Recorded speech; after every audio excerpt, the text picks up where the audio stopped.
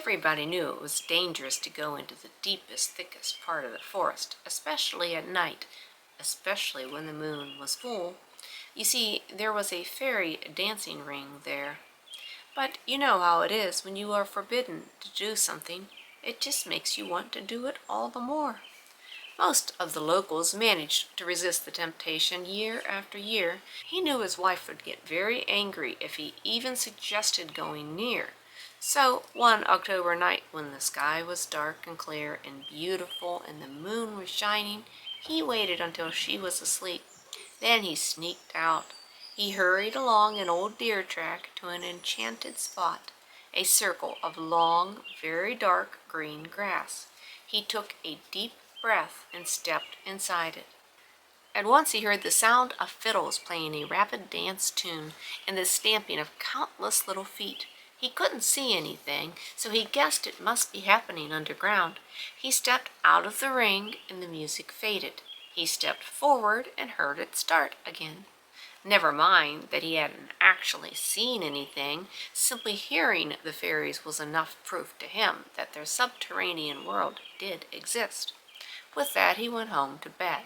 The next morning, he got up as usual, and he confessed about his little expedition to his wife. He got the expected scolding and went out to work. He was just about to cut down a very ancient oak tree when suddenly a voice called out, "Stop! Don't cut down this tree, or I shall die. If you let it stand, I shall give you and your wife 3 whole wishes." The astonished man realized that his experience of the night before must have given him supernatural hearing. At once, he walked away from the oak tree and spent the rest of the day chopping fallen branches in another part of the forest. By the time he got home, he was tired and very hungry, so he was irritated to find that his wife hadn't even started supper. "I'm starving," he grumbled.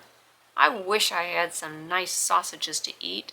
The next moment there was a noise in the chimney and something came tumbling down it. The man sprang back in alarm, expecting to see a trapped bird, but instead he saw a string of the best butcher sausages lying there in the hearth. Just at that moment his wife came in, and at the same time the woodchopper remembered the invisible fairy he had heard earlier that day and the wishes she had promised in return for saving her life.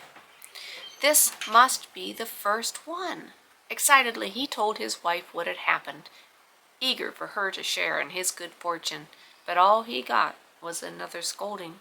"You daft old piece of mutton," she cried. "You've wasted the first wish on something totally worthless. I can get sausages for you any day in the market. You should have wished for a load of money or a fine house to live in. Honestly, I don't know why I married such an idiot. I wish I could stick those stupid sausages on your nose to teach you a lesson." The next minute her own thoughtless wish was granted. The sausages jumped off the hearth, flew through the air, and stuck themselves to the woodchopper's nose in long chains like an elephant's trunk. In a panic, the wife pulled and tugged and cut at them. She managed to get most of the sausages off, but the last one remained stubbornly stuck where it was, and nothing either of them tried could move it. "Stop! Stop pulling!" cried the woodchopper. "You're hurting me. I can't bear it." "I'm sorry," his wife wept. "I never meant what I said. Honestly, isn't there anything we can do to break this magic?" "I don't know," said the woodchopper. "The only thing I can think of is to make another wish. But as you just said, we ought to save that last wish for something worthwhile, like a fortune in gold." "What's a fortune worth if your whole life is ruined in the process?" said the woman. "Honestly, I don't want more money, and I don't want a better house. I just want that stupid sausage off your nose." And at once her wish was granted.